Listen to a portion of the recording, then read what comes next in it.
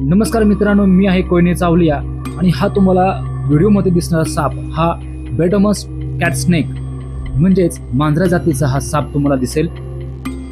बेडमस cat snake हे नाव एका British शास्त्रज्ञ रिचर्ड हेनरी बेडम यांच्या नावावरून या सापाला दिले गेलेलं आहे। तुम्ही नीट पाहिलं तर याच्या डोळ्याची रचना ही मांजरीच्या डोळ्याच्या रचनेप्रमाणे असतात, म्हणजेच उभी बुबुळ असतात, म्हणून याला मांजरा जातीचा साप म्हणजेच कॅट स्नेक म्हणतात। याची लांबी साधारण 1 ते 1.5 मीटर तर कधी कधी 2 मीटरपर्यंत सुद्धा दिसून येते। याला ओळखायचं म्हणजे याचं डोकं मोठं त्रिकोणी आकाराचं असतं आणि याची रंग बघायला तुम्ही गेलात तर तपकिरी ते गडद चॉकलेट रंग, अंगावर गडद पाट्या म्हणजेच बँड्स तुम्हाला किंवा डाग असले तुम्हाला दिसते।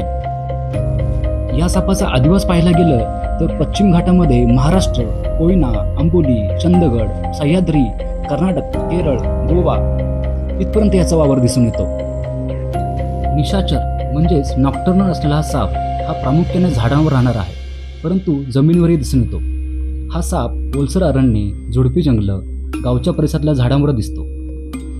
या सापाची अधिक माहिती घेतली तर हा साप माइल्डली वेनमस म्हणजे सेमी वेनमस असून या सापाचे विष हे बेडूक, लहान पक्षी आणि त्यांची पिल्लं तर कधी कधी लहान साप सुद्धा खातो। हा साप हलका विषारी असल्याने त्याचे दात तोंडाच्या मागच्या भागामध्ये असल्यामुळे माणसाला विष फारसा परिणाम करत नाही, परंतु जर चावलाच तर सूज येणं, वेदना होणे, जळजळ होणे एवढंच होऊ शकतं, पण जीवघेणा धोका नसतो।